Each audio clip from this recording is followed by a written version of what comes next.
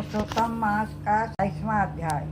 भजमन नारायण नारायण नारायण श्रीमन नारायण नारायण नारायण राम नारायण नारायण नारायण। बोला पुरुषोत्तम मास की जय। श्री नारायण कहने लगे कि वाल्मीकि ऋषि इस प्रकार राजा धृतजन्मा को धापन विधि बताकर कहने लगे, हे राजन, तेरा कल्याण हो। अब मैं पाप नाशनी सरयू को जाता हूँ। तब राजा आनंद युक्त स्त्री सहित उसकी पूजा करने लगा। ऋषि ने राजा की पूजा को अंगीकार कर उसे आशीर्वाद दिया। तब सायंकाल हो जाने पर वाल्मीकि ऋषि वहाँ से चल दिए। राजा भी सीमा तक उसको पहुँचाकर अपने घर आया और अपनी रानी गुण सुंदरी से कहने लगे, हे सुंदरी, राग देश वाले गंधर्व नगर के समान इस आसार संसार में मनुष्य को क्या सुख है।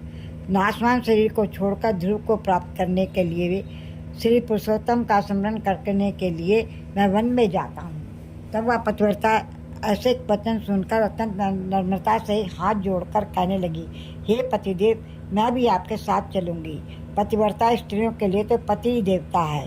इस प्रकार प्रिया का वाक्य सुनकर और अंगीकार करके राजा पुत्र को राज्याभिषेक कर स्त्री के साथ तत्काल मुनियों से सेवित वन को चला गया।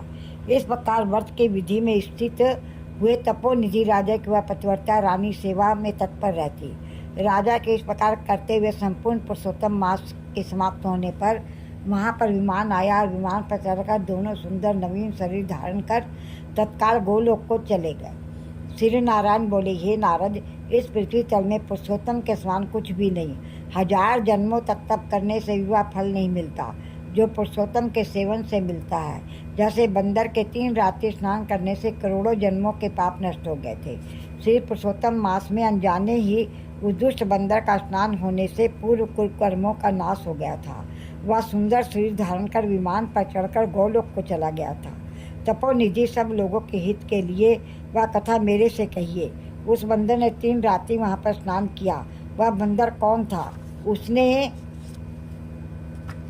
उसने क्या आहार किया, कहाँ उत्पन्न हुआ और उसके अनजाने ही पुरुषोत्तम मास में स्नान करने का क्या फल हुआ। श्री नारायण बोले, केरल देश में उत्पन्न अत्यंत लोभी एक ब्राह्मण था।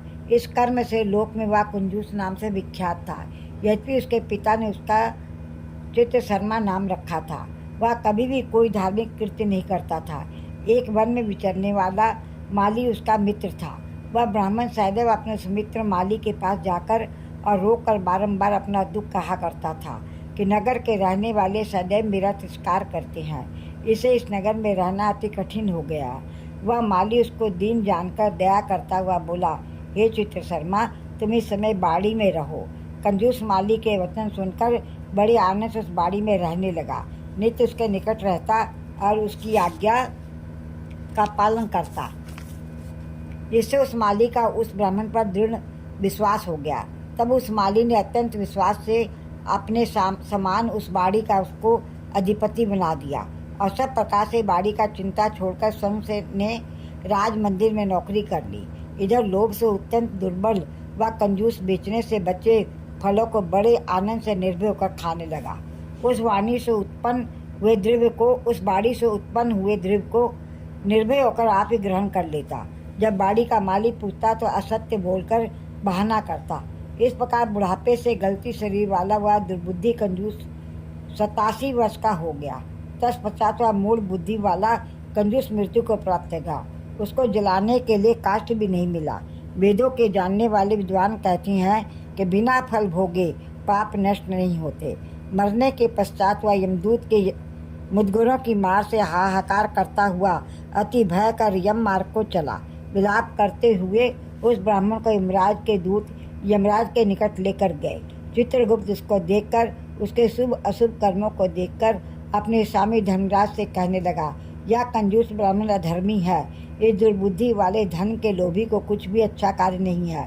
यह बाड़ी में रहता हुआ बड़े पाप कर्म करता रहा। बाड़ी के माली के विश्वासघात किया। श्री नारायण बोले, हे नारद, इस प्रकार चित्रगुप्त के वाक्य सुनकर धर्मराज क्रोध से भरे हुए वचन बोले, यह 1000 वर्ष तक बंदर की योनि में रहे और विश्वासघात का फल इसको बाद में मिलेगा। बोलो पुरुषोत्तम मास की जय।